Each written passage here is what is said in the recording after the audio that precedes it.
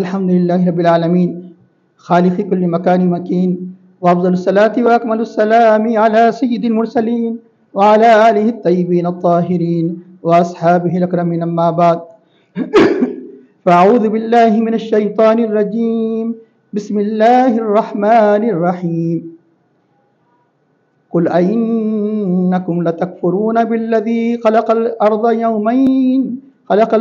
يومين وجعل له أندادا استغفر الله قل أئنكم لتكفرون بالذي خلق الأرض في يومين وتجعلون له أندادا ذلك رب العالمين وجعل فيها رواسي من فوقها وبارك فيها وقدر فيها أقواتها في 4 أيام سواء للسائلين ثم استوى إلى السماء وهي دخان فقال لها وللأرض ائتيا طوعا أو كرها قالتا أتينا طاعين فقضاهن 7 سماوات وأوحى في كل سماء أمرها ذلك تقدير العزيز العليم فإن أعرضوا فقل أنذرتكم صاعقة مثل صاعقة عاد وثمود إذ جاءتهم الرسل من بين أيديهم ومن خلفهم ألا تعبدوا إلا الله قالوا لو شاء ربنا لأنزل ملائكة فإنا بما أرسلتم به كافرون صدق الله العظيم قال الله تعالى في شان حبيبه الكريم إن الله وملائكته يصلون على النبي يا أيها الذين آمنوا صلوا عليه وسلموا تسليما اللهم صل على سيدنا ونبينا مولانا محمد النبي الأمي وعلى آله وصحبه وبارك وسلم محترم بزرگان ملت عزیز بھائیوں، ابھی سورہ فصلت جس کو سورہ حامی مصدہ بھی کہا جاتا ہے، اس سورہ کے دوسرے رکوع کی ابتدائی 6 آیات کی تلاوت کا شرف حاصل کیا گیا۔ آیت نمبر 9 سے 14 یعنی دوسرے رکوع کی آیت نمبر 9 سے 14 آیات کی تلاوت کا شرف حاصل کیا گیا۔ ان کا ترجمہ ہے قل، آپ کہہ دیجئے، آپ اعلان کر دیجئے کہ اینکم لتکفرون بالذی، یعنی کس سے؟ کافروں سے کہیے، کیونکہ اوپر جیسا کہ چلا رہا ہے ذکر، کافروں نے جو اللہ تعالیٰ کے ساتھ اور شریک قرار دیا تھا، ان سے کہہ دیجئے کہ کیا تم اینکم لتکفرون بالذی، اس ذات کا انکار کرتے ہو، اس ذات کا کفر کرتے ہو، اس ذات کے تم کافر بنتے ہو، الذی خلق الارض فی یومین، جس نے زمین کو 2 دنوں میں پیدا کیا، 2 دنوں میں زمین کو پیدا کیا، خلق الارض فی یومین وتجعلون له اندادا، اور تم اس عظیم ہستی، اس عظیم ذات کے جس نے اتنی عظیم زمینوں کو اور ذکر آ رہا ہے اس کی تفصیل کہ اتنی بڑی قدرت کاملہ والی ذات جو سارے کائنات کا خالق و مالک، اس کے ساتھ تم ہمسر قرار دیتے ہو، وتجعلون له اندادا، اس کے بند مقابل قرار دیتے ہو، اس کا شریک قرار دیتے ہو، وتجعلون له اندادا ذلک رب العالمین، وہ تو سارے عالمین کا رب ہے، سارے جہانوں کا رب ہے، تمہارا رب، تم جس کو اللہ کے علاوہ مد مقابل قرار دیتے ہو وہ بھی ان سب کا رب ہے، ذلک رب العالمین۔ وجعل فیہا، من مزید تفصیل یعنی اللہ تعالیٰ بیان فرماتا ہے، وجعل فیہا رواسیہ، 2 دن میں زمین پیدا کیا، پھر اس زمین کے اندر اللہ نے پہاڑوں کو گاڑ دیا۔ راسیہ، رواسیہ کے معنی یعنی مضبوط پہاڑ کے جو زمین میں گڑے ہوئے ہو، لنگر انداز کرنے کے لیے، جیسے کشتیاں جہاں لنگر انداز ہو جاتی ہے اپنے بندرگاہ پر، وہاں لفظ یعنی رسا و مرسا استعمال کیا جاتا ہے۔ تو وجعل فیہا رواسیہ من فوقہا، اس زمین کے اوپر سے اللہ نے پہاڑوں کو پیوست کر دیا، گاڑ دیا، وجعل فیہا رواسیہ من فوقہا وبارک فیہا، اور اس زمین میں اللہ تعالیٰ نے برکتیں رکھی، برکتوں کو پیدا کیا، برکتیں رکھی، وقدر فیہا اقواتہا، پھر اس زمین کے اندر ان مخلوقات کے رزقوں کا اللہ تعالیٰ نے اندازہ فرمایا، یعنی مہیا فرمایا، جن کو جس کی ضرورت تھی اللہ نے اس میں ودیت فرمایا. وقدر فی اقواتها فی 4 ایام. یہ پورا ملا جملہ 4 دن میں ہوا. 2 دن میں زمین، 2 دن میں پورے ساری چیزیں ملا کر جملہ 4 دن. ایسا نہیں کہ 2 دن میں زمین کی پیدائش کر کے پھر 4 دن میں ساری چیزیں، نہیں، سب ملا کر فی 4 ایام 4 دن میں. سوال للسائلین، پوچھنے والوں کے لیے مکمل یکساں ہے. یعنی مطلب یہ کہ جو آسمان و زمین کی پیدائش کے بارے میں پوچھتے ہیں تو آسمان کے بارے میں اللہ تعالیٰ کا یہ جو اللہ تعالیٰ کا جو یہ بیان ہے بالکل مکمل 4 دن، سوا مانے برابر، نہ تو 4 دن سے زیادہ نہ 4 دن سے کم. اتنی بڑی وسیع زمین اور اس کے ساری کی ساری اندر کی چیزوں کو اللہ نے مکمل پوچھنے والوں کے لیے یہ برابر ہے، یہ بالکل 1 سے 4 دن. اس کے کئی معنی بیان کیے گئے. لفظ یکساں یہاں پر عمومی ترجمہ کر دیا جائے، پھر توضیح میں بہت سی باتیں آئیں گی. ایک تو یہ ہے کہ ایک معنی، دوسرا معنی دوسرے اعتبار سے یہ عربی زبان کی بلاغت ہے، کس طرح معنی پیدا ہوتے ہیں انشاءاللہ تفصیل بیان کی جائیں گی. دوسرا یہ کہ سائل سے مراد حاجت مند، جو بھی حاجت مند ہے. سائل مانگنے والوں کو بھی سائل کہا جاتا ہے. ایک تو سوال کرنے والوں کے لیے جو آپ سے سوال کیا گیا تھا کہ آسمان اور زمین کو اللہ نے کیسے پیدا کیا، تو ان کے لیے یہ ہے کہ 4 دن میں اللہ نے زمین کے متعلق اشیاء کو پیدا کیا. ایک ترجمہ. دوسرا ترجمہ ہے کہ جتنے محتاج، جتنے ضرورت مند ہے، ان سب کے لیے یکساں اللہ نے حق رکھا ہے. یکساں مانے سب کی روزی ایک نہیں، ہر ایک اپنی طاقت، اپنی ہمت کے مطابق جو جتنی محنت کرے گا، لیکن ہر ایک کے لیے کوئی ایسا نہیں، کوئی رزق سے محروم نہیں. کمی زیادتی اللہ کی حکمت کی وجہ سے ہو سکتی ہے، لیکن اللہ نے ہر ایک کے لیے یکساں، سوان مانے یکساں، مانگنے والوں کے لیے جو مقدر اللہ نے اس میں روزی رکھی ہے سب کے لیے یکساں حق ہے. انسانی نہیں، حیوانات جتنی چرین پرند سب کے لیے اس میں حق ہے. کہ اس کا اللہ تعالیٰ ارشاد فرماتا ہے کہ ثم استوى الى السماء. اب زمین کو پیدا کرنے کے بعد کہ اللہ تعالیٰ استوى الى السماء، خالی استوا اگر معنی لفظ ہو تو معنی اور ہوتے ہیں. الہ جب آ جاتا ہے، الہ معنی انگلش میں اردو میں کی طرف، الى السماء آسمان کی طرف، ٹورس، تو معنی تھوڑی تبدیل ہو جاتی ہے کہ اللہ تعالیٰ آسمان کی طرف متوجہ ہوا. اللہ نے آسمان کا قصد فرمایا. مکمل ایسا نہیں کسی چیز کی طرف مکمل طور پر اپنی عنایت کو مبذول کرنے کے لیے استوا کہا جاتا ہے. اللہ نے پھر آسمان کی طرف، آسمان بنے نہیں، آسمان بنانے کے لیے، آسمان کے وجود کے لیے اللہ نے توجہ فرمائی. ثم استوى الى السماء وهي دخان. جب کیا تھا وہ آسمان دھواں تھا، جس کو آج کی جدید سے گیس کہہ رہی ہے. 1400 سال پہلے قرآن کہہ رہا ہے کہ وہی دخان. وہ کیا تھا آسمان؟ ایک دخان کی شکل میں، دھواں جس کو کہتے ہیں دخان. وقال لها، تو اب اللہ نے اس زمین سے کہا جس کا ذکر ابھی آ چکا ہے. فخلا، نہیں، اس آسمان سے کہا، ولی ارضی، اور زمین سے کہا. ان آسمانوں سے زمین سے کیا کہا اللہ نے؟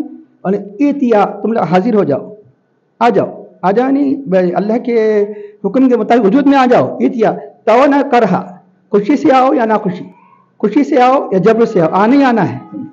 ایتیا تو نہ کرہا قالتا، ان دونوں نے کہا، زمین و آسمان دونوں نے کہا، اتینا تعین، ہم سب پھر خوشی سے حاضر ہو گئے، یعنی خوشی سے وجود میں آ گئے. اللہ تعالیٰ کے مطلب اس حکم سے دونوں کے دونوں آسمان و زمین اپنی چیزوں کے ساتھ اتینا تعین، خوشی سے ہم آ گئے، حاضر ہو گئے. اتینا تعین قال لها وللارض طوعا وكرها قالتا اتینا تعین. اب اس کے بعد زمین کا ذکر ہو گیا، اب آسمان کا ذکر تفصیلی ہونا ہے. فقضاهن، کہ اللہ نے 7 سماوات، ان آسمانوں کو 7 آسمانوں کی صورت میں اللہ نے بنایا. فقضاهن 7 سماوات واوحى في كل سماء امرها. ہر آسمان میں اللہ نے اپنے حکم کو اللہ نے وہی کی. ہر ایک آسمان سے مراد آسمان والے، زمین سے مراد کیا ہوتا ہے؟ زمین والے. تو آسمان کے جو فرشتے وغیرہ جو مخلوق ہے کہ جو اللہ تعالیٰ کے مقرر فرشتے کہ عام فرشتے، ان سب کو اللہ تعالیٰ نے جو احکامات ان کے مطابق ہونا چاہیے اللہ نے ان کے احکامات حکم فرمایا. احوا فی کل سماء امرها وزینا السماء الدنیا بمصابیح. اور آسمان دنیا، نہیں وہ آسمان جو دنیا کے قریب ہے، جو پہلا آسمان دنیا کو اللہ نے چراغوں سے اللہ نے مدین کیا. چراغوں سے مراد کیا ہے؟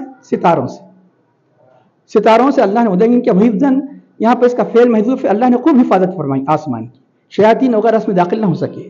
وحفظاً ذالک تقدیر العزیز العلیم. یہ سارا کا سارا اندازہ سے مراد نظام جو اللہ نے بنایا ہے. یہ العزیز کون سی ذات کا ہے؟ جو سب پر قادر ہے. عزیز معنی غالب، قادر. مرادی معنی یہ عزت والا مراد لیا جاتا ہے، لیکن عربی زبان میں عام طور پہ غالب کو عزیز کہا جاتا ہے. جو غالب ہوتا ہے پیارا بھی ہوتا ہے. غالب نہیں مطلب ہے کہ صحیح طریقے سے جو غالب ہو، جس کا غلبہ نہیں مطلب ہے کہ جب کہ بنیاد پر نہ ہو. العزیز اس لیے جو عزیز ہوتا ہے پیارا بھی ہوتا ہے. العزیز العلیم، علم والا. یہ سارا نظام جو بنایا ہوا ہے، اندازہ لفظی ترجمہ کیا جاتا ہے، مراد من سارا نظام عزیز علیم کا بنایا ہوا ہے، ذالک تفضیل عزیز العلیم. اس اللہ تعالیٰ اپنی قدرت کی چاروں آیات میں اپنے قدرت کاملہ کی نشانیاں بیان کر کے جو مقصود ہے، مقصود کیا ہے؟ توحید کی دعوت، اللہ تعالیٰ کی دعوت، تو وحدانیت کی تعلیم، جیسے کہ اوپر سے چلا رہا ہے، جیسے کہ یہ سورہ حامیم سجدہ اور جتنی مکی صورتیں ہیں ان میں اکثر موضوع یہی ہوا کرتا ہے.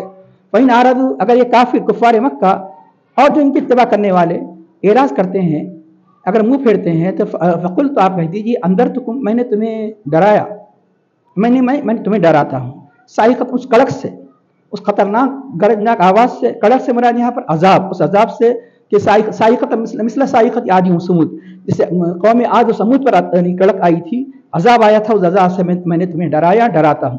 فَإِنْ أَعْرَضُوا فَقَدْ أَنذَرْتُكُمْ صَاعِقَةً مِثْلَ صَاعِقَةِ عَادٍ وَثَمُودَ. اور یہ جو قوم عاد ہو کہ سمود ہو، اِذْ جَاءَتْهُمْ رُسُلُ، کہ رسول آئے ان کے پاس، مِن بَيْنِ أَيْدِيهِمْ، ان کے سامنے سے، مِن خَلْفِهِمْ، ان کے پیچھے سے. ایک تو ہر طرح سے رسولوں نے ان کو یعنی ایمان کی دعوت دی. دوسرا معنی یہ ہے کہ ان کے پہلے بھی رسول آتے رہے، اگلے ان کے اگلے زمانوں میں، ان کے پچھلے زمانے میں رسول آئے کہ من بین ایدیہم اللہ تعبدوا الا اللہ، اس پیغام کے ساتھ آئے کہ تم اللہ کے سوا کسی کی عبادت نہ کرنا. قالوا، تو ان کافروں نے ہر زمانے میں جو رسول آئے تو اس زمانے کے کافروں نے کیا جواب دیا؟ لو شاء ربنا، اگر ہمارا رب چاہتا، اگر ہمارے ایمان کے لیے اللہ تعالیٰ کسی کو بھیجتا، اگر ہمارا رب چاہتا، لانزل ملائکۃ، تو فرشتوں کو نازل کرتا. انسان کو نبی بنا کے نہیں بھیجتا، یہ ان کی اپنا غلط ظام ہے، غلط دعویٰ ہے. لانزل ملائکۃ فإن بما ارسلتم به کافرون، کیونکہ اللہ تعالیٰ کو رسول بنانا مقصود ہوتا تو انسانوں کو نہیں، فرشتوں کو بھیجتا. لہذا ہم جس پیغام کے ساتھ تم کو بھیجا گیا ہے، یعنی یہ تم کو نہیں، ہر زمانے کے یعنی کافروں نے اپنے انبیاء سے کہا کہ کافرون کفر کرتے ہیں، نہیں مانتے ہیں، ہم اس کا انکار کرتے ہیں. فإن بما ارسلتم به کافرون. ابھی اس کے بعد اللہ تعالیٰ یعنی اسی رکوع، ابھی ایک نصف رکوع ہوا، رکوع کے نصف حصے میں اللہ تعالیٰ نے قوم عاد و ثمود پر جو عذاب آیا اس کی تفصیل بیان فرمائی. انشاءاللہ تعالیٰ آئندہ درس میں شامل ہوگا دوسرا حصہ اسی رکوع کا. آئیے محترم حاضرین، اللہ تعالیٰ کی عظیم نشانیاں، آسمان و زمین کو اللہ نے پیدا فرمایا. یوں تو قرآن میں بہت مقامات پر اللہ تعالیٰ نے آسمان و زمین کو پیدا کرنے کا ذکر فرمایا، لیکن یہی وہ مقام ہے جہاں اللہ نے یعنی آسمان و زمین کے پیدائش کی تفصیل بیان فرمائی. ایسی تفصیل دوسرے مقامات پر نہیں. ہر قرآن میں کئی جگہ فرمایا کہ اللہ نے آسمان و زمین کو اللہ نے 6 دن میں پیدا کیا. وَلَقَدْ خَلَقْنَا السَّمَاوَاتِ وَالْأَرْضَ فِي 6 أَيَّامٍ، ہم نے آسمان و زمین کو 6 دن میں پیدا فرمائی. وَهُوَ الَّذِي خَلَقَ السَّمَاوَاتِ وَالْأَرْضَ فِي 6 أَيَّامٍ، وہی ذات جس نے آسمان و زمین کو 6 دن میں پیدا کیا. 6 دن کی ترتیب دوسری آیتوں میں بیان نہیں کی گئی، یہاں تفصیل بیان کی گئی.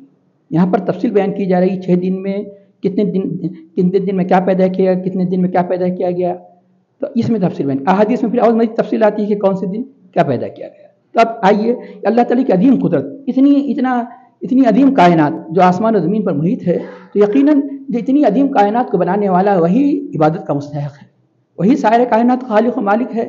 سب اس کے مخلوق ہے، سب اس کے مربوب ہے. مخلوق مربوب کیسے اس کے برابر مد مقابل ہو سکتی ہے؟ کیسے اس کی ذات و صفات میں شریک ہو سکتی ہے؟ کیسے معبود ہو سکتی ہے؟ کیسے الہ ہو سکتی ہے؟ یہ اصل آیات کا مقصد یہ ہے.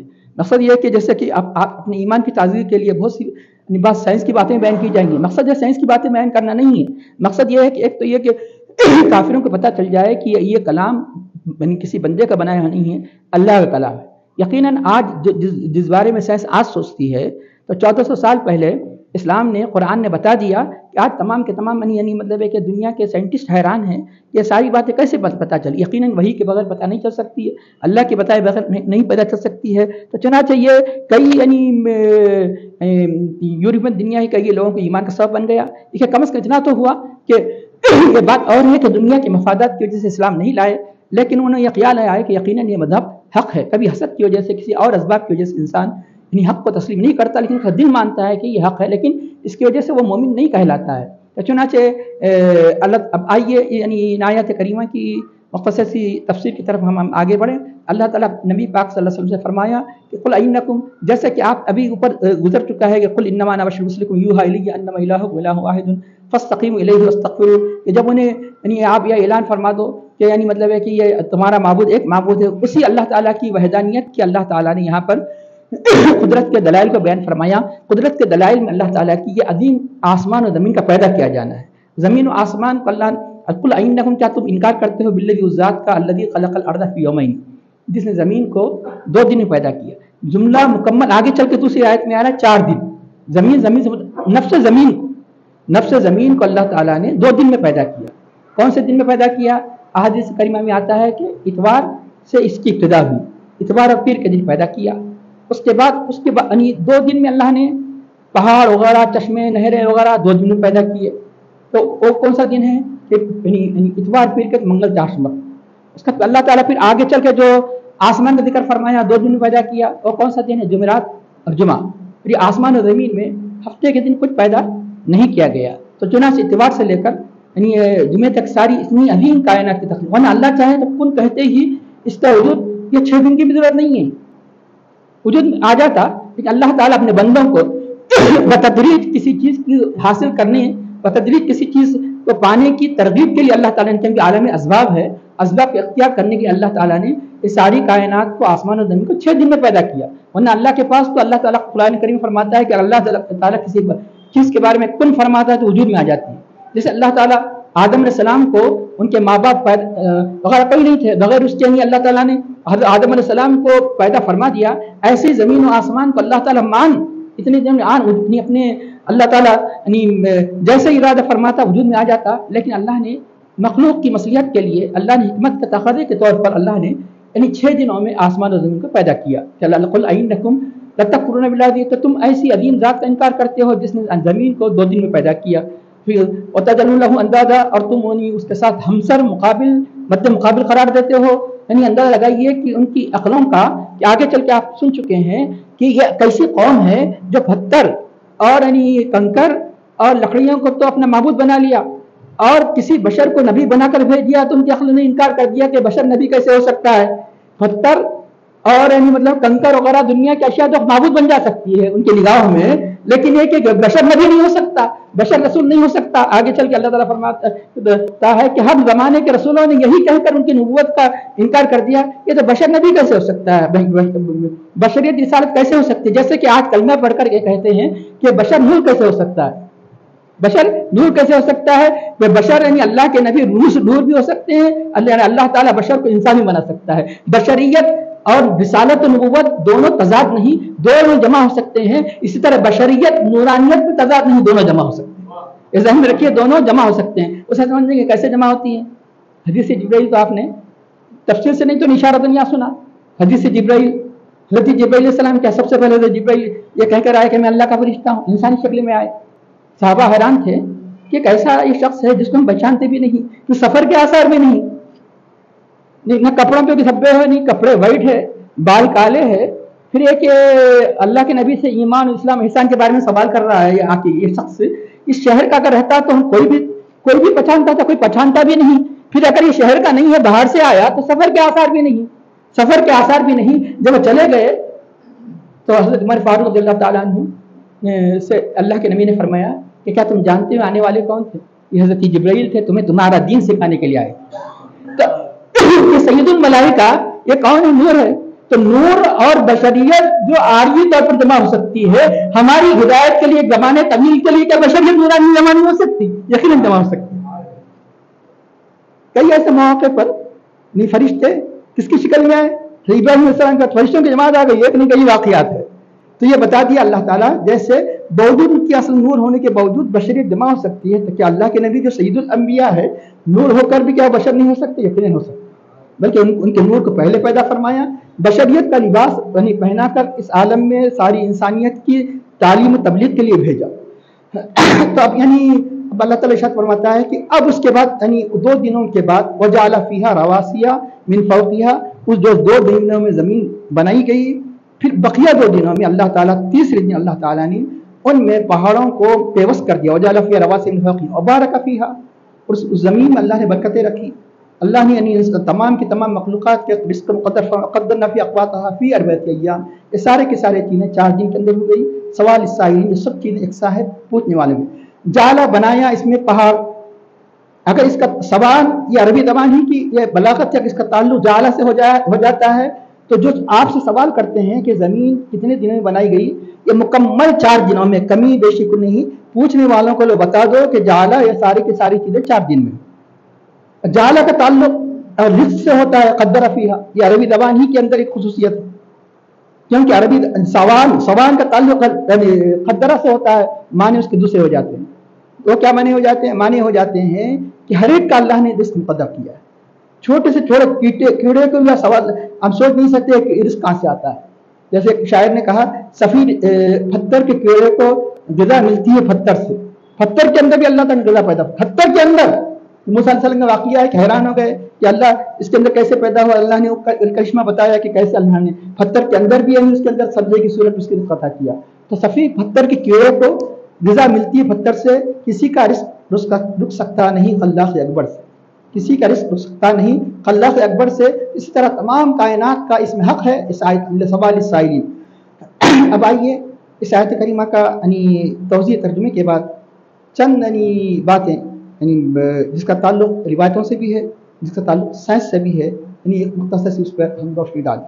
اور یہ کہ یہودیوں کی ایک جماعت، جیسے کہ علامہ ابن کثیر اور دوسرے مفسرین نے اس روایت کو بیان کیا، احادیث کتابوں میں کنز العمال میں روایت موجود ہے، روح المعانی وغیرہ میں یہ روایت موجود ہے، تفاسیر میں عبد المنصور وغیرہ میں آپ کو روایت ملے گی کہ یہودی ایک مرتبہ اللہ کے نبی کی بارگاہ میں آئے اور کہنے لگے کہ اللہ تعالیٰ نے یہ آسمان اور زمین کو کیسے پیدا کیا۔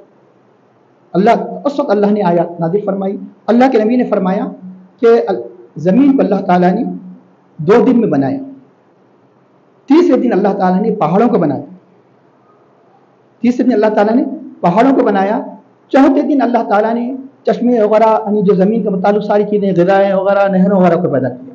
اس طرح 4 دن کے اندر تکمیل ہوئی۔ اللہ تعالیٰ نے پھر 2 دن میں آسمان بنائے، تو کون سے دن؟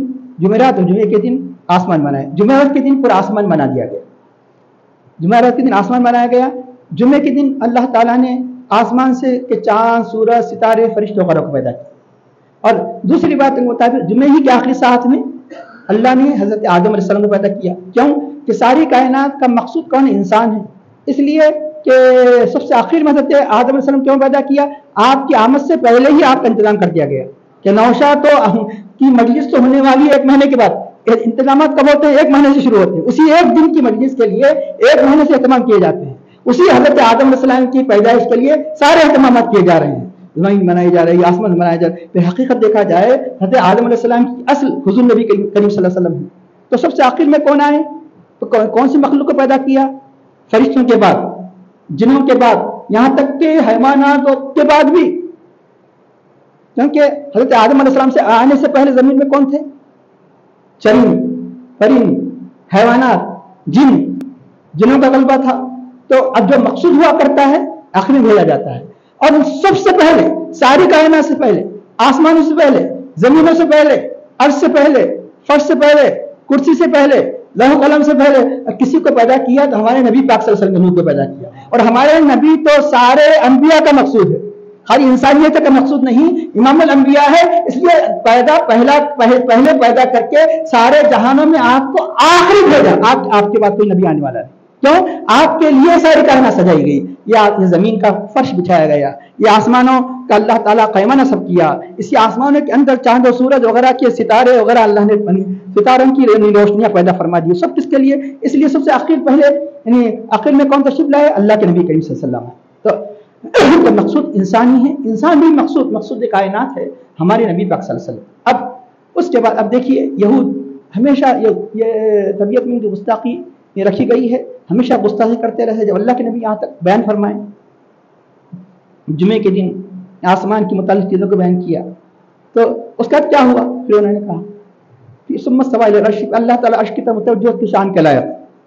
اس کے بعد یہودی نے کہا اگر اور ایک بات بھی آپ فرما دیتے تو آپ کی پوری بات بالکل سچی ہو جاتی تھی، نعوذ باللہ من ذلک، اور ایک بات کو اضافہ کر دینا تھا، وہ اپنے عقیدے کے مطابق کہہ رہے ہیں۔ اب اس کے بعد یہ کہہ دو کہ ہفتے دن اللہ نے آرام کیا، نعوذ باللہ من ذلک۔ انسان جیسے تھک جاتا ہے تو آرام کی ضرورت ہوتی ہے، سمجھ رہے ہیں؟ یہ اندازہ لگائیے، نبی تو نبی اللہ کی شان کے بارے میں بھی اس قسم کی خیالات رکھتے ہیں جس کو جوش کہا جاتا ہے۔ ابھی بھی یعنی یہودیوں کا یہ کہنا ہے کہ اللہ نے آرام کیا، کون سے دن؟ ہفتے کے دن۔ اللہ کے نبی غضبناک ہو گئے کیونکہ اللہ کی شان میں گستاخی پسند کرتے ہیں۔ اللہ کے نبی کے بارے میں کچھ کہا جاتا تھا تو اللہ تعالیٰ کے نبی انتقام نہیں لیتے تھے، غضب میں نہیں آتے تھے، لیکن احادیث کریمہ میں آتا ہے کہ جب اللہ کی شان اللہ سے متعلق ہو کر کوئی باتیں ہوتی تو غضبناک ہو جاتی، تو غضب میں آ گئے یہود کی اس بات پر. تو اللہ تعالیٰ نے اپنے نبی کی تسلی کے لیے اللہ نے کیا کیا کہ 26 پاری کے اللہ تعالیٰ ان آیات کو نازل فرمایا. کون سے آیات کو؟ کہ بلکہ 27 پارے میں ہے. وَلَقَدْ خَلَقْنَا السَّمَاوَاتِ سورہ قاف 26 پارے میں 26 پارے اللہ نے ارشاد فرمایا وَلَقَدْ خَلَقْنَا السَّمَاوَاتِ وَالْأَرْضَ وَمَا بَيْنَهُمَا فِي سِتَّةِ أَيَّامٍ وَمَا مَسَّنَا مِن لُغُوبٍ فَاصْبِرْ عَلَىٰ مَا يَقُولُونَ وَسَبِّحْ بِحَمْدِ رَبِّكَ قَبْلَ طُلُوعِ الشَّمْسِ وَقَبْلَ الْغُرُوبِ. آیت کریمہ کا ترجمہ اچھی طرح سنیے. یقیناً ہم نے آسمان و زمین کو 6 دن میں بنایا، لیکن یہ 6 دن میں جو بنایا یہ تو ابھی بتایا گیا کہ مصلحت حکمت ہے. وما مسنا من لوگوں کسی قسم کی تھکن ہمیں نہیں پہنچی جو آرام کی ضرورت ہو. یہ یہودیوں کا عقیدہ ہے کہ آرام کے لیے 7واں دن فری کر دیا. جیسے دنیا میں 6 دن تھک جاتے ہیں تو 1 دن تعطیل لیتے ہیں 7واں دن. نعوذ باللہ من ذالک، اللہ کے بارے میں خیال نہ کرے. اللہ نے کھلے طور پر تردید کر دی وما مسنا من لوگوں. تو اب یقیناً اللہ کی شان میں جب ایسی گستاخی کی جاتی ہے تو اللہ کے نبی سے بڑھ کر کوئی غضبناک ہو سکتا ہے؟ اللہ کے نبی کے دل سے بڑھ کر کسی کو تکلیف ہو سکتی ہے؟ تو اللہ نے تسلی دیتے فرمایا فَاصْبِرْ عَلَىٰ مَا يَقُولُونَ، جو کہہ رہے ہیں اس پر صبر کیجیے. اب صبر کیسے ہوتا ہے انسان کا؟ ہم کیا کرتے؟ تکلیف ہوئی تو روتے بیٹھتے تسلی نہیں ہوتی. تکلیف تو روتے بیٹھتے نا میرے، اور 4 کو ملاتے رونے کے لیے. اس سے تکلیف جانے والی نہیں، پھر اجر بھی نہیں ملنے والا ہے شکوے کی وجہ سے. تکلیف تو کیا رونے سے تو ختم نہیں ہونے والی ہے. اللہ نے فرمایا فَاصْبِرْ عَلَىٰ مَا يَقُولُونَ، ان کے کہنے جو یہ کہہ رہے ہیں کہ بکواس پر صبر کیجیے. اور سبح بحمد ربک، اپنے رب کی حمد کے ساتھ التسبیح بیان کیجیے سورج کے طلوع ہونے سے پہلے، سورج کے غروب سے پہلے، قبل طلوع الشمس قبل غروب. یہی وجہ ہے کہ اولیاء اللہ کثرت سے اس میں ذکر اذکار میں مشغول ہوتے ہیں. بڑی ہم تو عمل کرنا بہت مشکل ہے.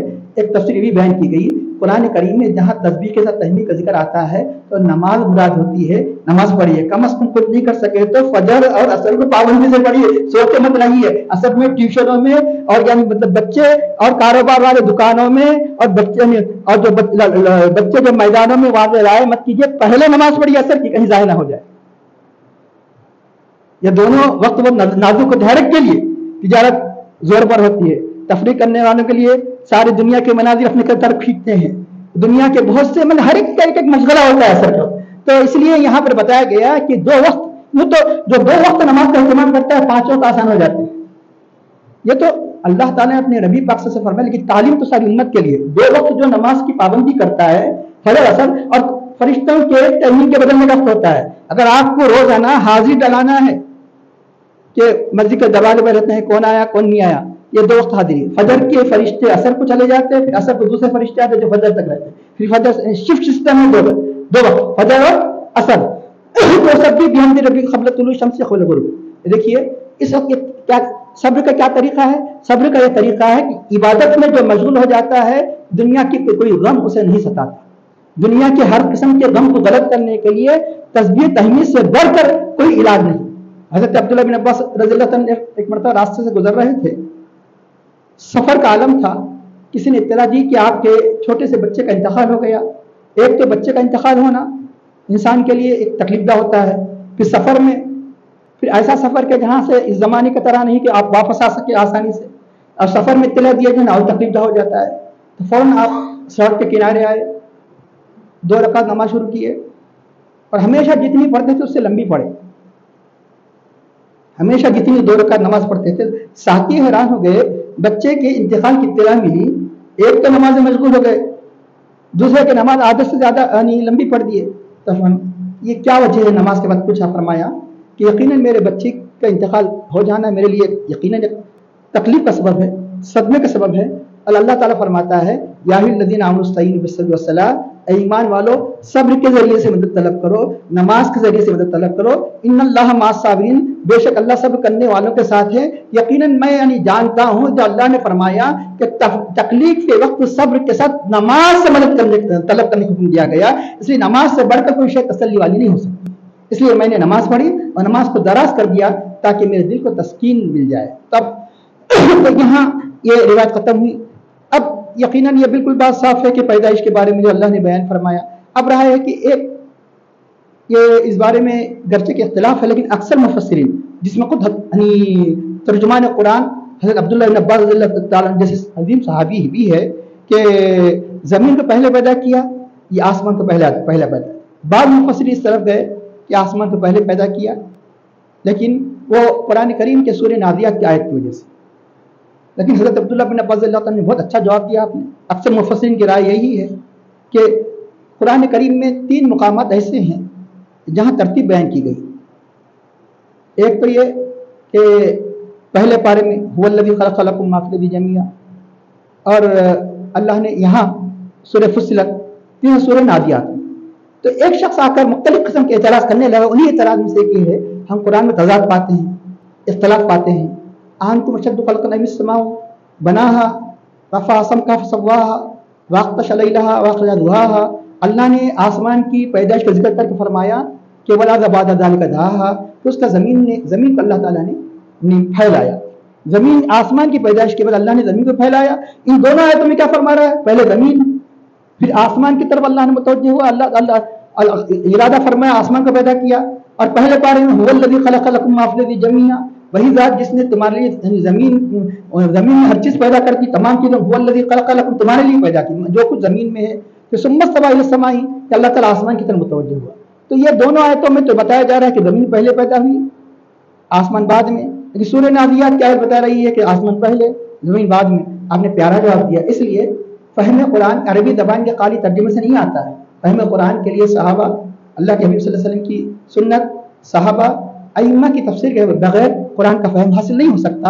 انہوں نے فرمایا زمین کو پہلے پیدا کیا اور زمین کو پھیلایا گیا بعد میں. یہاں پر اللہ نے پیدا کرنے کا ذکر نہیں فرمایا. آسمانوں کی تخلیق کے بعد اتنی وسیع زمین ہے، والارض بعد ذالک، اس آسمان کی پیدائش کے بعد دحاہا، اللہ نے زمین کو پھیلایا. پیدا کیا نہیں فرمایا. پیدا تو پہلے پیدا کیے گئے لیکن اس کو پھیلایا گیا کب؟ اس کے بعد پھیلایا. یعنی مطلب بہت بے شمار مخلوقات اللہ نے پیدا فرمایا. اس طرح مفسرین کی ایک بڑی جماعت یہی کہتی ہے کہ زمین کو پہلے کیسے پیدا کیا، یہ پوچھنے کی ضرورت نہیں. اللہ نے جب پیدا کیا تو کیوں وغیرہ کا پوچھنے کی ضرورت نہیں. لیکن انسان کی عادت ہوتی ہے کہ حکمت معلوم ہو جائے تو مزید یعنی مطلب اس کے اندر شوق جذبہ پیدا ہوتا ہے اور مزید اللہ کی قدرت پر اور یقین کی کیفیت پیدا ہو جاتی ہے. تو ورنہ انسان بغیر یعنی کسی چیز کا سبب نہ بھی معلوم ہو تو ان ساری چیزوں کو ماننا یہ ایمان کا یہ تقاضا ہے. اب سن لیجیے کہ یہ اللہ نے ہمیں تعلیم دی ہے. جب گھر بنایا جاتا ہے تو پہلے بنیاد بنائی جاتی ہے، پھر چھت بنایا جاتا ہے. آسمان اللہ نے چھت بنایا. وجعلنا السماء سقفا محفوظا، ہم نے آسمان کو ایک محفوظ چھت بنائی. پہلے چھت نہیں بنائی جاتی، پہلے بنیاد ڈالی جاتی ہے، بعد میں دیواریں وغیرہ قائم کر کے چھت بنائی جاتی ہے. اللہ تعالیٰ چاہے تو پہلے چھت سے بھی شروع کر فرما سکتا، لیکن ہماری تعلیم کے لیے پہلے بنیاد رکھی. بنیاد کیا ہے؟ زمین ہے، اور بنایا اس کا چھت. پھر یہ کہ چھت بہت بڑے اہتمام سے بنایا جاتا ہے، اس لیے اہتمام کا ذکر فرمایا. لیکن اس 2 دن 3 دن میں چھت بنا کے نہیں بیٹھتے، ایک دن میں ہمیں صاف کر دینا پڑتا ہے. اس لیے ایک دن میں پورا آسمان بنا دیا گیا اور زمین کو جو مقصود ہے وہ دن بنائی گئی. کیونکہ پیدا کرنا نہ آسمان مقصود ہے، نہ چاند ہے، نہ ستارے. یہ سب کس کے لیے پیدا کیے؟ اہل زمین. اہل زمین میں کس کے لیے؟ انسانوں کے لیے. اس لیے زمین 2 دن میں بنائی گئی اور آسمان 1 دن میں بنایا گیا. اس سے اہتمام معلوم ہوتا ہے. اس سے پتہ چلتا ہے کہ مقصود کون ہے یہ پیدائش کا؟ انسان ہے. مقصود ہونے کی وجہ سے پہلے اس کو پیدا کیا گیا، بعد میں آسمان کو پیدا کیا گیا. اس کو 2 دن میں پیدا کیا گیا، اس کو 1 دن میں. پھر دوسری چیز مانی آسمان سے متعلق چیزوں کو جمعے کے دن، اور زمین سے متعلق چیزوں کو چہارشنبے جمعے، اور چہارشنبے کے دن خاص طور منگل اور چہارشنبے کے دن اتوار. پھر تو چہارشنبے کے دن دوسری بات میں آتا ہے، جیسے چشمے نہر وغیرہ ابھی جس روایت کو سنے ہیں اس سے الگ دوسری بات میں آتا ہے. چہارشنبے کو اللہ تعالیٰ نے، کیونکہ پہاڑوں کے علاوہ جب مختلف چیزوں کو پیدا کیا تو ایک چیز نہیں ہوگی، کئی چیزیں ہوں گی. انہیں میں سے ایک یہ کہ اللہ نے چہارشنبے کے دن نور کو پیدا کیا. اللہ نے، میں اس لیے کہہ رہا ہوں آج خصوصاً عورتوں میں چہارشنبے کو منحوس سمجھا جاتا ہے. انشاءاللہ تعالیٰ آئندہ کی تفسیر بیان کیا جائے گا کہ فی نفس ہی یہ دن منحوس نہیں ہے. انسان کے اعمال منحوس ہوا کرتے ہیں، نحوست گناہوں کی وجہ سے ہوا کرتی ہے. تو عموماً بہت سے کام چہارشنبے کو نہیں کرتے. سن لیجیے، روح بیان میں روایت ہے، اگر ضعیف بھی ہے تو فضائل اعمال میں، یہ فرض واجب تو نہیں ہے کوئی چیز، فضائل اعمال میں مستحب چیزوں میں ان روایتوں کو قبول کیا جا سکتا ہے، قبول کیا بھی جاتا ہے. تو چنانچہ جیسا کہ ایک روایت میں آتا ہے کہ ایک محدث نے روایت کو پڑھا، کیا پڑھا کہ چہارشنبے کے دن ناخن نہیں کاٹنا چاہیے کہ برس کی بیماری ہوتی ہے. تو انہوں نے کہا کہ حدیث ضعیف ہے. اور انہوں نے چہارشنبے کے دن ناخن کاٹا، انہیں برس کی بیماری ہو، انہیں برس کی، اگر وہ شک و شبہ نہیں کرتے چہارشنبے دن کاٹ لیتے تو نہ ہوتی بیماری نہ ہوتی، لیکن حدیث میں شک کی وجہ سے اللہ نے کے طرف سے یہ سرزنش کی گئی کہ تم احادیث میں طرح شک کر کے عمل کوئی کام مت کرو، یہ بتانے کے لیے، اور چہارشنبے دن ناخن انہوں نے کاٹا، برس کی بیماری ہوگی۔ اب رہا کہ آئیے میں عرض کرتا ہوں کہ چہارشنبے کے دن علم کو پیدا کیا گیا، نور کو پیدا کیا گیا، اور علم کیا ہے؟ نور ہے۔ علم کیا ہے؟ نور ہے۔ نور کی نور سے نسبت ہوتی ہے کہ یہی وجہ ہے کہ اکثر علماء دین تعلیم کی ابتدا کب کرتے ہیں؟ چہارشنبے کے دن۔ آج بھی جامعہ نظامیہ میں تعلیم کا پہلا دن جو مقرر کیا جاتا ہے کون سا دن؟ چہارشنبے کا دن۔ چہارشنبے دن برا نہیں، بلکہ روایت یہاں تک آئی ہے، صاحب تفسیر روح البیان نے فرمایا جس کام کی ابتدا چہارشنبے سے ہوتی ہے وہ کام پورا ہوتا ہے، کیونکہ عام طور پہ تعلیم ایسا نازک معاملہ ہے، ایک دن میں، دو دن میں، ایک ہفتے میں، ایک مہینے میں، 2 مہینے میں عالم نہیں بنتا۔ دنیا کا ڈاکٹر بننے کے لیے بھی کافی سال چاہیے، انجینئر بننے کے لیے کیا 3 سال انجینئر کو 3 سال میں بن جاتا، پہلے کئی سال پڑھنا پڑے گا اس کو، بچپن سے لے کے وہاں جب مطلب ہے کہ وہ انجینئر کی عمر تک پہنچ جانا تو کئی سال لگ جاتے ہیں، کیونکہ علم تعلیم کے درمیان شیطان رکاوٹ ڈالنے کی کوشش کرتا ہے۔ اس لیے خصوصیت سے مطلب یوں حدیث شریف میں آتا ہے کہ ہر وہ کام جس کی ابتدا چہارشنبے سے ہوتی ہے، علم نازک ہے جس کے لیے 1-2 سال نہیں کئی سال چاہیے، اس لیے خصوصیت سے چہارشنبے کے دن علم کی ابتدا کی جاتی ہے کہ تاکہ اللہ تعالیٰ اس روایت کی بنیاد پر اس لیے اہتمام کیا جاتا ہے تاکہ اللہ تعالیٰ اس سفر کو اللہ تعالیٰ مکمل فرما دے، اس طویل سفر۔ تو اب یہ ایک تفصیل تھی جو زمین کے پیدا کرنے کی۔ اب آگے چل کر جو اللہ تعالیٰ فرماتا ہے کہ زمین و آسمان سے کہا تم دونوں وجود میں آ جاؤ، تم اگر نہ بھی چاہتے تو وجود میں آنا پڑے، کیوں؟ اس لیے کہ ایک امر ہوتا ہے تکوینی، ایک تشریعی۔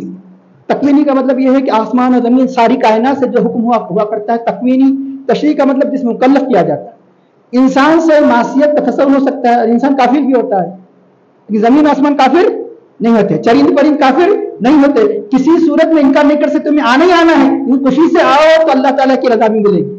تو آسمان اور زمین کسی صورت میں انکار کر ہی نہیں سکتے، اس لیے انہوں نے کیا کہا کہ ہم خوشی سے حاضر ہو گئے۔ خوشی سے حاضر ہو گئے کہ کیا مطلب؟ زمین سے کہا اللہ تعالیٰ چشمے نکال، پہاڑ نکال، نہریں نکال، تو نہریں نکال دی، اور ادھر کس سے؟ اللہ نے کس سے فرمایا؟ آسمان سے۔ حدیث شریف کا مفہوم بیان کر، حدیث شریف میں آیا کہ کس طرح حاضر ہو جاؤ، کس طرح حاضر ہو جاؤ؟ آسمان سے کہا کہ آسمان تو اپنے سورج کو پیدا کر، سورج کو نکال دے، آسمان تو اپنے چاند کو نکال دے، آسمان اپنے ستاروں کو نکال دے، تو اسی آسمان کے اندر سورج پیدا ہو گیا، اسی آسمان کے اندر ستارے پیدا ہو گئے، اسی آسمان کے اندر اللہ تعالیٰ نے چاند کو پیدا فرما دیا۔ یہ ہے اس آیت کی تفسیر جو آنے والی، کہ اب رہا یہ کہ اس میں اللہ نے یہ فرمایا، اس میں برکتیں رکھی، اس میں برکتیں رکھی۔ کیسی برکتیں رکھی؟ زمین کو کتنا دیتے ہیں آپ؟ 1 دانہ دیتے ہیں، واپس کتنا کرتی ہے؟ 100، 50، 100۔ 1 دانہ جب بار بار ہوتا ہے تو جب بھٹا لگتا ہے تو اس کے اندر 100 دانے ہوتے ہیں۔ ایک درخت جو آپ پھل کا بوتے ہیں، اسی ایک تخم سے ایک درخت ہوتا ہے 100 پھل، کم از کم بتا رہا ہوں۔ کئی زمین کے اندر ایسی برکتیں رکھی ہے کہ یعنی جو دیتے ہیں کئی گنا دیتی ہے، اور یہ برکت کتنے سال سے چل رہی ہے؟ ہزاروں۔ وہ یورپین دنیا جو مطلب ہے کہ وہ لوگ کہتے ہیں سائنٹسٹ، وہ تو لاکھوں سال کہتے ہیں، اللہ ہی بہتر جانتے ہیں، ہزاروں سال بھی معمولی بات ہے۔ ہزاروں سال سے نہ چشمے سوکھے ہیں، نہ بولیاں سوکھے ہیں، ہزاروں سال سے پانی بھی مل رہا ہے، ہزاروں سال سے جس کو روزی مل رہی ہے، آسمان بارش برسا رہا ہے، زمین پیدا کری تھکی نہیں، ہم آپ تھک جا رہے ہیں، مسلسل تھکی نہیں۔ یہ سورج نہیں تھکا، ایسا نہیں ہوا کہ بہت دن آزاد ریسٹ لینا ہے، دوپہر میں سورج نکل رہا ہے، کبھی اعلان نہیں ہوا، لیکن روزانہ سورج نکل رہا ہے، روزانہ اپنے کام میں لگا ہوا ہے، زمین اپنے کام میں لگی ہوئی ہے، غفلت برت رہا ہے تو انسان، ارے بھائی پورا دن بھر تیرے کو نماز پڑھتے نہیں رہنا، 5 وقت پڑھو کر رہے، اور یہ دن بھر سورج کو روشنی دینا ہی دینا ہے، دینا ہی دینا ہے، دینا ہی، چاند کو رات بھر روشنی دینا ہی دینا ہے، چشموں کو بہنا ہی بہنا ہے۔ تو یہ ساری کی ساری مخلوق اللہ تعالیٰ کے حکم میں لگی ہوئی ہے۔ انسان کو بتایا گیا کہ 5 اللہ کی بارگاہ میں حاضر ہوتا ہے، 5 اپنے سجدے میں سب کو رکھ دے۔ تو اب رہا اس طرح اللہ نے بے شمار برکتیں رکھی، غذائیں رکھی۔ تو چنانچہ اب آج کل کی سائنس جو کہتی ہے وہ کیا کہتی ہے کہ کائنات کا وجود، لیکن ایک بات یاد رکھیے کہ قرآن کے مطابق جو جو چیز ہو جائے، ہم سائنس سے قرآن کے احکام کو نہیں جانچیں گے، خالص اللہ کا کلام ہے، بلکہ سائنس کو جانچا جائے گا قرآن سے، قرآن کو نہیں جانچا جائے گا۔ قرآن اصل معیار ہے۔ کئی ایسی سائنسی جو یعنی بہت سے ایسی یعنی تھیوری ہے، بہت سے ایسے نظریات ہیں جو غلط ثابت ہوئے، جس کو قرآن نے سچ کر کے بتایا۔ آج 1400 سال گزرنے کے بعد جو تحقیق 14ویں صدی میں ہوئی ہے، اس میں سائنٹسٹ حیران ہیں کہ آج جس کا ہم خواب دیکھ رہے ہیں، آج ہم جو جن چیزوں کا مشاہدہ کر رہے ہیں، آج سے 1300 سال پہلے کا انسان تو سائنس کا خواب بھی نہیں دیکھا تھا۔ یقیناً یہ جب اللہ تعالیٰ قرآن کلام پاک میں فرماتا ہے یہ کسی انسان کا کلام نہیں، یقیناً یہ خالق کائنات کا کلام ہے، یہ اللہ کا کلام ہے، رب العالمین کا کلام ہے۔ مختلف آپ حقائق کو پڑھیں گے کہ سائنٹسٹ حیران ہیں کہ کس طرح آج جس نتیجے پر ہم پہنچے ہیں، قرآن تو پہلے کہہ دیا۔ اب جو مثال کے طور پر زمین و آسمان کی تخلیق کا جب معاملہ آیا تو کیا کہا کہ سائنس نے یہ کہا کہ بگ بینگ ایک بڑا دھماکہ ہوا، زمین و آسمان، اسی دھماکے سے یہ آسمان وجود میں آیا، اسی زمین وجود میں آیا۔ لیکن سائنس کا معاملہ یہ ہے، سائنس سے مخلوق تک جا کر رک جاتی ہے، اور دین یہ سکھاتا ہے مخلوق سے آگے بڑھ کر خالق پر نظر رکھو۔ اسلام کی تعلیم یہ ہے کہ مخلوق تک صرف اپنی نگاہوں کو مت جماؤ، کہ مخلوق سے آگے بڑھ کر کہاں نگاہ جماؤ۔ سارے کائنات کا مسبب اسباب کون ہے، ان اسباب کو وجود میں لانے والی کون ہے، یہ جو دھماکہ ہوا یہ کس کے حکم سے ہوا، اس پر غور کرو، یہ رب کے حکم سے ہوا۔ رب کے حکم کے بغیر اتنا بڑا دھماکہ نہیں ہو سکتا۔ زمین و آسمان یعنی آپس میں جدا ہو کر زمین کی صورت میں نہیں بن سکتی، آسمان کی طرف میں نہیں بن سکتی، ان کی نگاہیں صرف زمین و آسمان تک ہی جا کر ٹک گئی، اور خالق ارض و سما تک نہیں پہنچ سکی۔ اللہ اس کے رسول نے ہمیں بتایا کہ دیکھو اسباب کو مت دیکھو، اسباب کے ساتھ مسبب الاسباب کو دیکھو، یہ اسباب کو پیدا کرنے والا کون ہے۔ یہ اسلام کی تعلیم، سائنس کی تعلیم صرف وہیں تک مخلوق تک ہی پہنچاتی ہے، اور اسلام کی تعلیم رب تک پہنچاتی ہے۔ اب رہا یہ کہ اب یہ جو سائنس کہتی ہے، پہلے تو سن لیجئے کہ آج بڑے سائنٹسٹ حیران ہیں، جو آج تحقیق ہم نے 1400 سال کے بعد کی ہے، قرآن کے نزول کے بعد۔ سائنس قرآن تو پہلے کہہ چکا، 17 پارے کے آیت ہے، اولم یری الذین کفروا، کیا کافروں نے نہیں دیکھا، ان السماوات والارض، آسمان اور زمین کانتا رتقا ملے ہوئے تھے، دونوں، ان السماوات والارض کانتا رتقا ففتقناہما، ہم نے ان کو کھول دیا۔ کھولیں گے کیسا؟ بہت بڑے دھماکے کے بغیر، جو دھماکہ کہہ رہے ہیں نہیں کھولتا۔ آج بھی بتایا کہ ابھی معلوم ہوا کہ مصنوعی طور پر سائنٹسٹوں نے جو آسمان اور زمین کو دونوں کی ایک مصنوعی صورت بنا کر اس میں دھماکہ پیدا کرنے کی کوشش، لیکن دونوں الگ نہیں اس کے۔ کیوں؟ یہ خالق کائنات زبردست قوت کے بغیر نہیں ہو سکتا۔ انہوں نے اعتراف کیا یقیناً یہ کائنات کا خالق مالک ہی ان کے اندر جدائی لا سکتا ہے۔ یہ زمین و آسمان جو ملے ہوئے تھے، اللہ کے حکم سے دونوں کیا ہو گئے؟ جدا ہو گئے۔ ایک زمین بن گئی، دوسرا آسمان بن گیا۔ کیا اولم اور یہ بھی اشارہ کر دیا، کیا ایمان والوں نے دیکھا نہیں فرمایا؟ یہ اشارہ ہے کہ کیونکہ ایمان کی دعوت کسے دینا ہے؟ کافروں کو۔ مومن تو بغیر ہی نہیں، مطلب ہے کہ شواہد کے بھی، بغیر دلائل کے بھی ایمان لا لے گا، کیونکہ اس کا صفحہ اول ہی یہی ہے قرآن کا ابتدائی، الذین یؤمنون بالغیب، جو غیب پر ایمان رکھتے ہیں۔ سمجھ میں آئے یا نہ آئے، مومن کا شیوا ہے، اس لیے کافروں کو تعلیم دے۔ یہ بھی اشارہ ہے کہ سائنس کی دنیا میں اس قسم کے جو تجربے کریں گے کافر کریں گے، ارے ایمان لاؤ اتنا سب دینے کے لیے۔ اس لیے اولم یری الذین کفروا، اولم یری بھی فرما سکتا ہے، کیا انسان نے نہیں دیکھا؟ نہیں فرمایا، بلکہ فرمایا کیا کافروں نے نہیں دیکھا؟ ارے کبھی تک انتظار کر رہے ہیں، اب اس کے بعد بھی انتظار ہے، اللہ کی طرف آؤ، ففروا الی اللہ، اللہ کی طرف بھاگو، دوڑو گیا۔ اس لیے اللہ نے فرمایا، اس لیے ایسی آیتوں کو جہاں قدرت کے دلائل کی طرف اللہ نے اشارہ فرمایا، وہاں کافروں کو دعوت دی کہ ایمان لا۔ ساری کائنات کا خالق و مالک وہی ہے۔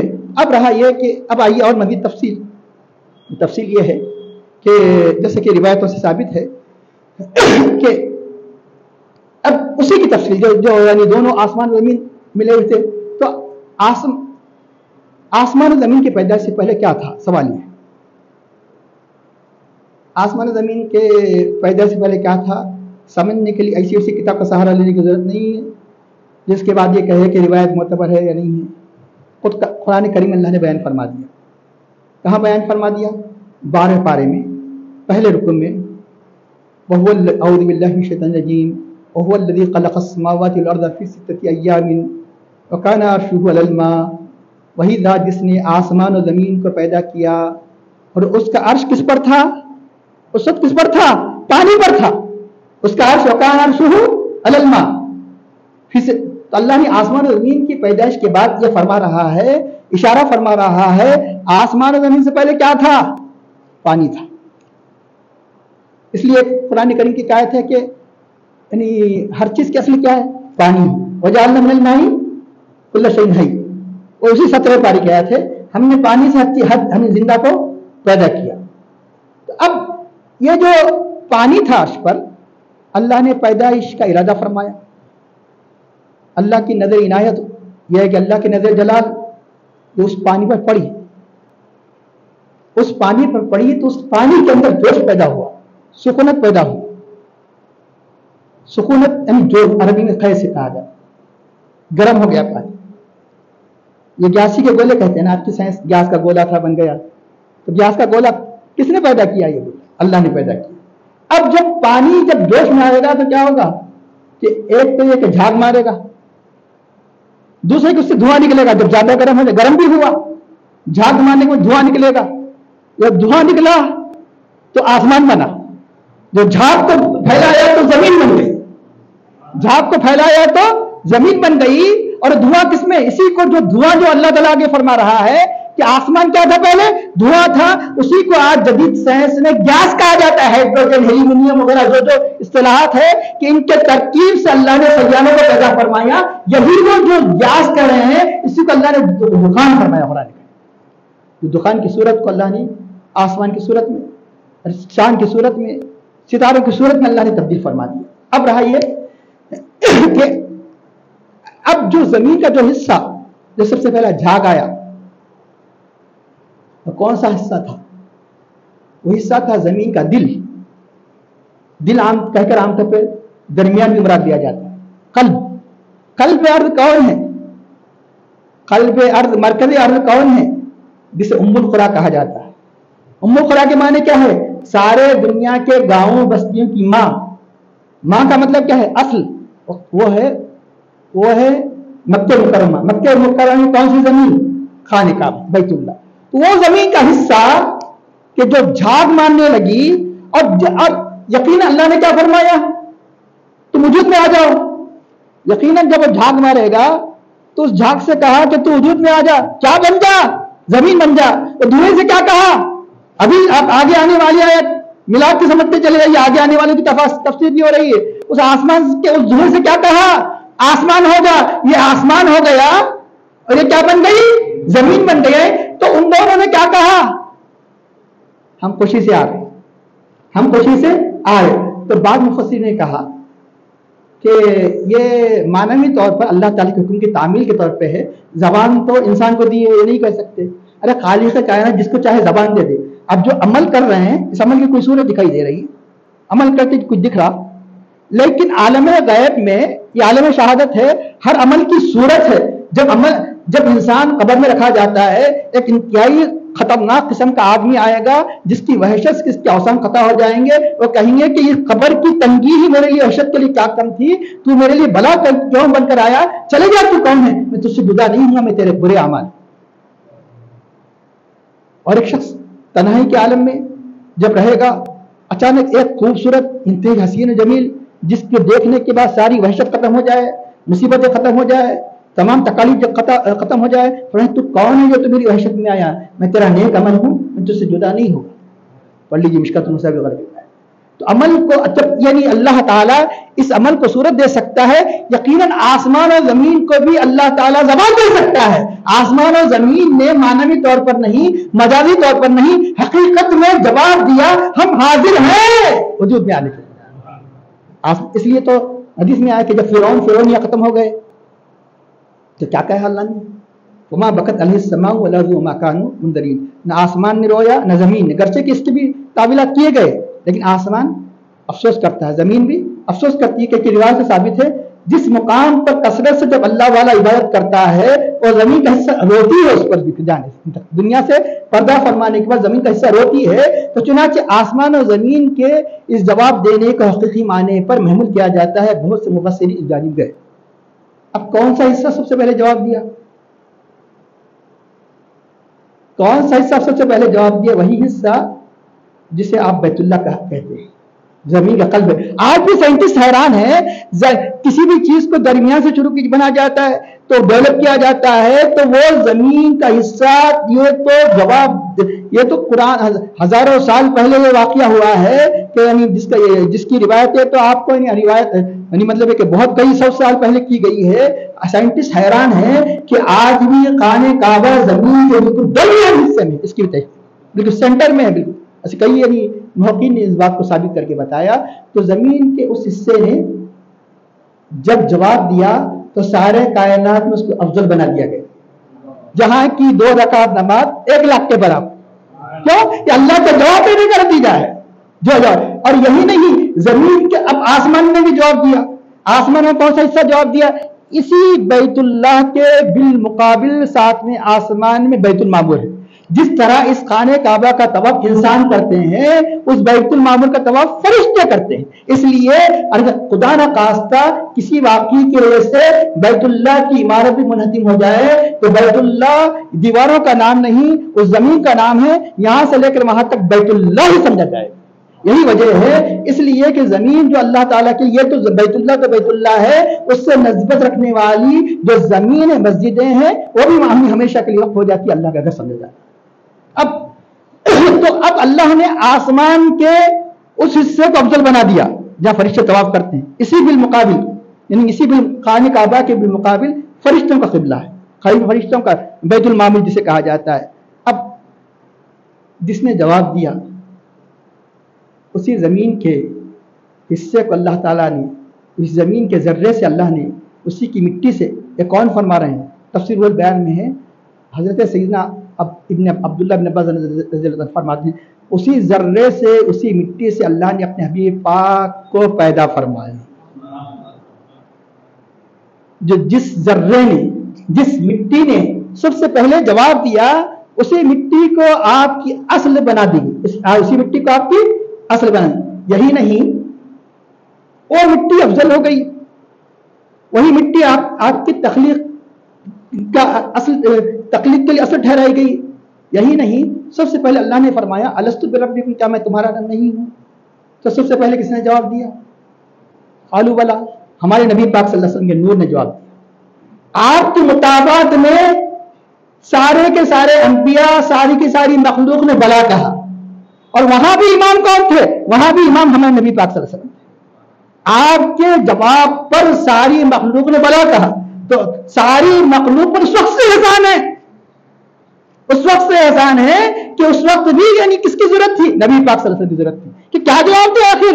یہ کس نے سکھایا؟ نبی نے سکھایا۔ نبی نے بلا کہا تو سب نے بلا کہا، بلا کہا، بے نکلا نا، بسم اللہ اسے سے نکلی، اس لیے قرآن کا پہلا حرف بن گیا۔ نبی کے زبان سے نکلنے والا جو پہلا حرف با تھا، اسی با سے قرآن کی ابتدا کی گئی، بسم اللہ الرحمن الرحیم، قرآن میں لکھا ہوتا ہے سب سے پہلے۔ اب یہاں ایک اہم بات، ایک روایت میں بھی آتا ہے کہ تربت الارض مدفن، انسان کی جو زمین کی جو مٹی ہوتی ہے وہی اس کا مدفن ہوتا ہے، جس زمین کے حصے سے پیدا ہوتا ہے وہی دفن ہوتا ہے۔ روایت میں آتا ہے، یہ تفسیر البیان میں آتا ہے کہ جہاں کی مٹی سے اس کی پیدائش ہوتی ہے، کہیں کا بھی ہو، کہیں بھی جا کے بس جائے، ایک جگہ پیدا ہوا، جا کے 60 70 80 سال کتنی بھی دور نہیں جا کے گزار لے، یہ مٹی کہاں کی ہوتی ہے؟ جہاں سے وہ پیدا ہوا تھا، وہ اسی کی مدفن۔ اب یہاں ایک سوال پیدا ہوا، جب اللہ کے حبیب جو ذرہ، جس ذرے نے سب سے پہلے جواب دیا، جس مٹی کے جوہر نے، پاک جوہر نے جواب دیا، وہی اللہ کے حبیب کی تخلیق کا جوہر تھا، تو لیکن آپ کہاں آرام فرما رہے ہیں؟ مدینہ منورہ۔ مدینہ منورہ میں یہ کس طرح، یہ پھر روایت کی تدبیر کیسے ہوگی؟ ایک بعض مورخین نے، تاریخ مکہ میں بھی یہ روایت موجود ہے، بتایا گیا کہ وہ ذرہ جس نے جواب دیا تھا زمین کا، وہ ذرہ چمکدار نمودار ہوا کرتا تھا طوفان نوح تک۔ طوفان نوح تک بھی وہ ذرہ یعنی مطلب ہے کہ چمکا کرتا تھا۔ طوفان نوح نے اس ذرے کو مٹی کے بہایا کہاں تک؟ مدینہ منورہ تک، تاکہ یہ بھی حرم بن جائے، تاکہ وہ بھی حرم بن جائے، تاکہ یہ بھی حرم بن جائے وہ بھی حرم بن جائے تو اس ذرے کو اللہ کی حکمت یہ ہوئی کہ سب کی مٹی تو اسی جگہ کی لیکن اللہ کے حبیب کی مٹی یہاں کی بھی ہے اور وہاں کی بھی ہے، تو اس کی مٹی کو بہایا گیا کہاں تک؟ جہاں آپ آرام فرما رہے ہیں، جہاں آپ آرام فرما رہے ہیں اس مٹی کو وہاں پہنچایا گیا۔ اور حضرت عبداللہ بن عباس رضی اللہ عنہ نے فرمایا کہ انہیں بھی فرمایا کہ آپ ہی اسی ذرے سے پیدا کیا گیا۔ تو یہ بتایا گیا جب ذرہ روشن ہوا، ابھی آپ سن چکے ہیں کہ روشنی ہوئی، اس روشنی کے جوہر یہاں سے لے کر وہاں تک جہاں آپ آرام فرما رہے ہیں وہاں جوہر کے جب حصے گرنے لگے تو لہذا یہ بھی گویا آپ کی مدفن کا حصہ بن گیا کہ گویا آپ کی تراب یہاں بھی ہے اور وہاں بھی ہے، کیونکہ اسی مٹی کے جوہر کہاں گرے؟ مدینے میں گرے، اس لیے بتایا گیا۔ اور حضرت امام مالک نے اور ایک بات کہی کہ حضرت امام مالک یہ اب کے جب کے نہیں، پہلی صدی کے آخر میں پیدا ہوئے، دوسری صدی کے نصف تک جن کا زمانہ ہے۔ امام اعظم حنیفہ رضی اللہ عنہ سے کچھ سال، حضرت امام اعظم حنیفہ رضی اللہ عنہ 80 ہجری میں پیدا ہوئے، کچھ سال بعد پیدا ہو گیا کون؟ حضرت امام مالک۔ اب فرماتے ہیں کہ حضرت سیدنا ابو بکر صدیق عمر فاروق رضی اللہ عنہ کی فضیلت کا راز میں سمجھتا ہوں کہ اللہ کے حبیب کی مٹی سے آپ پیدا کیے گئے، کیونکہ یہ مٹی جب اس روایت کی روشنی میں اس مٹی سے ملی ہوئی ہے، آپ وہیں فرما رہے ہیں جہاں انسان دفن ہوتا ہے وہیں سے اس کی مٹی ہوتی ہے۔ اللہ کے نبی کی مٹی کی برکت سے اللہ نے ان دونوں کو فضیلت عطا فرمائی، ایک حضرت امام مالک۔ اب آئیے کہ اللہ نے اور ایک بھی بتا دوں فی اربع کیا گیا کتنے دنوں میں؟ 4 دن۔ چار کی خصوصیت ہے یہ بھی جاننے کی فکر ہوتی ہے انسان کو بھی فکر ہوتی کہ 4 بتا دیے تو اچھا رہتا ہے، 4 بھی کیا ہے؟ 2 دن میں آسمان، یہی 4 ہے جس سے ہر ایک کو 2-4 ہونا ضروری ہے، اس کے بغیر نہیں، چارہ ہی نہیں ہے کوئی، اس کے بغیر کوئی چارہ نہیں ہے، 4 سے تعلق ہونا ضروری ہے۔ یہاں تک کہ اللہ کو نام کی ضرورت نہیں ہے، ہماری یعنی مطلب ہے کہ اللہ تعالیٰ معرفت کے لیے نام بنایا، نام آپ کو ہم کو ضرورت ہے تو مشکل ہو جائے گی، کون؟ ارے وہ کون؟ آپ کا معاملہ علاج بھی نہیں ہوگا، آپ کا کام بھی نہیں ہوگا، وہ بولتے بیٹھیں گے، نام رکھنا پڑے گا۔ اللہ کو نام رکھنے کی ضرورت نہیں ہے، ہمارے لیے نام رکھا ہے، کیوں کہ اس کی محبت کے لیے کچھ نہ کچھ ذریعہ چاہیے نا۔ اللہ تو مکان مکانیت سے پاک ہے، زمان و زمانیہ سے پاک ہے، تو چنانچہ اللہ جو نام ہے اس میں اعظم ہے، جیسا کہ بعضوں نے فرمایا، تو یہ بھی 4 حروف پر مشتمل ہے۔ اللہ نے اپنے حبیب کا نام بھی جو رکھا تو 4، یہاں بھی نقطہ نہیں وہاں بھی نقطہ نہیں، یہاں بھی تجدید ہے وہاں بھی تجدید ہے۔ تو اللہ کے محبوب بھی یوں تو بہت سے محبوب ہیں، ان محبوبوں میں محبوب کتنے؟ 4، ان محبوبوں میں محبوب کتنے؟ 4 صحابہ، 4 اہل بیت، 4 صحابہ کون؟ 4 حضرت ابو بکر صدیق رضی اللہ عنہ، حضرت عمر فاروق رضی اللہ عنہ، حضرت عثمان غنی رضی اللہ عنہ، علی رضی اللہ عنہ، ادھر حضرت سیدنا مخدوم کائنات فاطمہ الزہرا رضی اللہ تعالیٰ عنہ، سیدنا مولا کائنات سیدنا علی مرتضی کرم اللہ رضی اللہ تعالیٰ عنہ، حضرت امام حسن رضی اللہ عنہ، امام حسین رضی اللہ عنہ، اسی 4 سے پنجتن بنے، اسی 4 سے صحابہ کا پنجتن بھی اسی 4 سے ہوتا ہے۔ یہ 4 وہ 4 یہ 4 ہے کہ اصلی بھی اللہ کے نبی صلی اللہ علیہ وسلم یعنی یہ اہل بیت کی بھی یہ 4 خلفاء راشدین دونوں میں حضرت علی رضی اللہ عنہ، بحیثیت صحابی حضرت علی رضی اللہ عنہ، بحیثیت اہل بیت یہاں بھی موجود ہے۔ یہ 4 میں بھی حضرت علی رضی اللہ عنہ موجود ہے، اس 4 میں بھی حضرت علی رضی اللہ عنہ موجود ہے۔ آگے چل کے اللہ نے ائمہ شریعت کو بھی 4 بنایا، امام اعظم پر یہ پوری دنیا 4 ہے، آپ لوگوں 4 سے وابستہ رکھے بغیر تمہیں ہدایت نہیں مل سکتی کہ یہ چاروں وہ چاروں، پھر ادھر 4 سے کچھ حق مانی ہے، چلے ایک راستے پر۔ امام ابو حنیفہ، امام شافعی، امام مالک، امام احمد بن حنبل، پھر ائمہ اربعہ طریقت بھی کتنے بنایا؟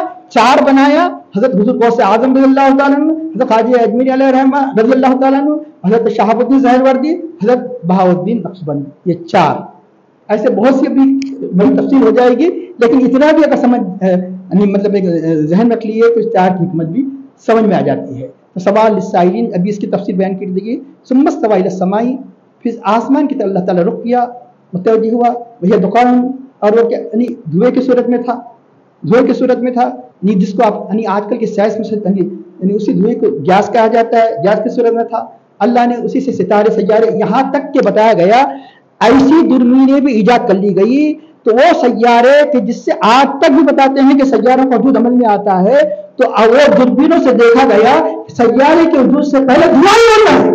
آج کل کے سائنس ایسے اپنے دوربینوں سے انہوں نے دیکھا کہ سیارے اسی دھوئیں سے ایک دھواں کے مانند انہوں نے دیکھا جس دھوئیں سے سیاروں کا وجود عمل میں آتا ہے۔ وہی دکان ایک قرآن 1400 سال پہلے کہہ رہا ہے کہ وہی مستوى الى السماء وهي دخان فقال لها، اللہ نے زمین و آسمان سے کہا کہ ایتیا تم دونوں کے دونوں مطلب کے وجود میں آ جاؤ، فتوا نہ کرا فقالتا، تو انہوں نے کہا اتینا تائبین۔ اب رہا یہ کہ اس کے بعد اللہ نے آسمان اور ایک اہم بات بتا دوں، جو بگ بینگ کا جو ان کا نظریہ ہے سائنٹسٹ کا، تو انہوں نے یہاں آج کل کے دور میں بے شمار جو تبدیلیاں وغیرہ آ رہی ہے اس کی روشنی میں جو انہوں نے مشاہدہ کیا تو بتایا کہ ایک بگ بینگ تو ہو چکا ہے جس سے کائنات وجود میں آئی، اس کے ایکسپینشن کا سلسلہ، مطلب ایکسپینشن ہے زمین کو بڑھاتے گیا، زمین کو بڑھاتے گیا، آخر میں ایسا ہو جائے گا کہ زمین سکڑ جائے گی، زمین سکڑتے جائے گی۔ آج ہی ایک اسی ہفتے کی نیوز ہے کہ ایسے سمندر میں طوفان اٹھ رہے ہیں،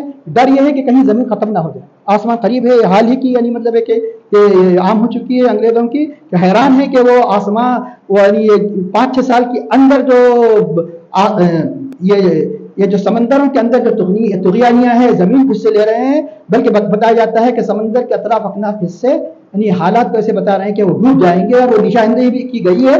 تو چنانچہ انہوں نے پوری یہ تمام تبدیلیوں کی روشنی میں انہوں نے یہ کہا ایک بگ بینگ تو ہو چکا، اور انگریزوں نے ایک حال ہی میں انہوں نے مطلب ہے کہ یہ تحقیق کی ہے ایک بہت بڑا بگ بینگ ہونے والا ہے۔ اسی بگ بینگ کو ہم کہتے ہیں قیامت۔ قیامت کیوں؟ اللہ تعالیٰ فرماتا ہے یہ بگ بینگ کو یہ تحقیق کہہ رہے ہیں، اللہ اس بگ بینگ کی طرف اشارہ پہلے فرما دیا، کیا فرمایا؟ ان زلزلۃ الساعۃ شیء عظیم، قیامت کا زلزلہ بہت ہی بڑا ہے، ٹریمنڈوس جس کو انگلش میں کہتے ہیں، شیء عظیم، ان زلزلۃ الساعۃ شیء عظیم۔ تو چنانچہ قیامت کا زلزلہ یہ ہوگا، ایسا زلزلہ ہوگا حمل ضائع ہو جائے گا، وہ اپنے دودھ بیتے بچے کو چھوڑ دے گی۔ یا الناس اتقوا اعوذ باللہ من الشیطان الرجیم، یا الناس اتقوا ربکم ان زلزلۃ الساعۃ شیء عظیم یوم ترونها تذهل كل مرضعۃ عما ارضعت وتضع كل ذات حمل حملها وترى الناس سکارى وما هم بسکارى ولكن عذاب اللہ شدید۔ یہی جو بگ بینگ کی جو یہ لوگ تحقیق کر رہے ہیں، تو اللہ تعالیٰ نے پہلے فرما دیا کہ یہ ساری دنیا کے فنا ہونے کا وقت ہے جس کو قیامت کہا جاتا ہے۔ تب اس کے بعد اللہ تعالیٰ اپنی نشانیوں کا ذکر کرنے کے بعد فرماتے ہیں کہ یہ سارے کائنات کا جو خالق عظیم خالق مالک ہے، تو کیا تم اس کے ساتھ کسی کو شریک قرار دے سکتے ہو؟ کیا اس کا کوئی مد مقابلے ہو سکتا ہے؟ کیا اس کی برابر ہو سکتا ہے؟ ابھی بھی تم مطلب ہے کہ اگر اب ایمان نہیں لاتے ہیں، ابھی اللہ کے بارگاہ میں رجوع نہیں ہوتے ہیں، یاد رکھو تم ایسے ہی عذاب مبتلا کیے جائیں گے جیسے کہ پہلی قومیں مبتلا کیے گئے۔ اب اس کا ارشاد ہو رہا ہے فَإِنْ أَعْرَضُوا، یہ ساری اللہ کی قدرت کاملہ کی نشانیوں کو دیکھنے کے باوجود اگر اعراض کریں گے تو فقل، تو آپ کہہ دیجیے اندرتکم، میں نے تمہیں ڈرایا۔ کوئی بات عربی زبان میں قطعی ہوتی ہے تو اس کو پاسٹ ٹینس میں کہا جاتا ہے، یعنی مطلب ہے کہ بالکل یہ قطعی ہے کہ جو دوسرے قوموں پر عذاب آیا اس واقعے کی قطعیت کو بیان کی، اس لیے اللہ نے قیامت کی باتوں کو اکثر ماضی میں بیان فرماتا ہے، یہ واقع ہوگی، واقع ہونے والی۔ تو اسی طرح اندر تک میں نے ڈرایا، یعنی میں تمہیں ڈراتا ہوں۔ صاعق کڑک، بجلی کی انتہائی کڑک، اور صاعقہ کہتے ہیں کہ ایسی کڑک کہ جس سے انسان کے ہوش حواس ختم ہو جائے۔ مرادی معنی صاعقہ کے معنی بجلی ہی نہیں، صاعقہ کے معنی مطلب ہے کہ ایسی چیز کہ جس سے انسان ہلاک ہو جائے، عذاب کو بھی صاعقہ کہا جاتا ہے، کیونکہ قوم عاد قوم سمود دونوں کے لیے لفظ صاعقہ کہا جا رہا ہے، گرچہ کہ یعنی مطلب ہے کہ عذاب کی نوعیت الگ تھی۔ ایک جگہ حضرت جبرائیل علیہ السلام انشاءاللہ تفصیل آئندہ نہیں بیان کی جائے گی، حضرت جبرائیل علیہ السلام نے ایسی چیخ ماری جس چیخ کی وجہ سے سارے کے سارے قوم سمود مر گئی۔ تو چنانچہ یہاں حقیقت میں بجلیاں گری، بھی کہاں یعنی قوم ہود ہوائیں چلی بجلیاں، تو وہاں پر صاعقہ کے مرادی معنی یہ ہے کہ جس طرح ایک کڑک خطرناک کڑک گرج کی صورت میں ہلاکت ہوتی ہے، اور گرج یا تو بجلی کا نتیجہ ہو، یا کڑک یا کسی آواز کا نتیجہ ہو، زلزلے کا نتیجہ ہو، ہر ایک کو صاعقہ کہا گیا۔ اس لیے عمومی اعتبار سے اللہ تعالیٰ فرماتا ہے کہ تم ان سے کہہ دو اے حبیب کہ میں تمہیں جیسا کہ یعنی اس خطرناک عذاب سے ڈراتا ہوں جیسا کہ عذاب عاد و سمود پر آیا، مثل صاعقۃ عاد و سمود۔ اس جاءتہم رسل، جو کہ فرشتے آئے، من بین ایدیہم، ان کے آگے ان کے پیچھے۔ ایک معنی بیان کیا گیا محاورے میں آگے سے پیچھے سے، ہر قسم کے طریقے سے ان کو اللہ تعالیٰ کی طرف دعوت دی، لیکن انہوں نے انکار کیا۔ دوسرے معنی بیان کیا گیا کہ ان سے پہلے بھی آئے انبیاء، ان کے بعد بھی آئے، تو ہمیں اللہ تعبدوا الا اللہ، یہی ایک پیغام کو لے کر آئے، اللہ کے سوا کسی کی عبادت نہ کرنا، لیکن انہوں نے کیا کہا؟ لو شاء ربنا، کہ ہمارا رب چاہتا تو انزل ملائکۃ، تو فرشتوں کو نازل فرماتا ہماری ہدایت کے لیے.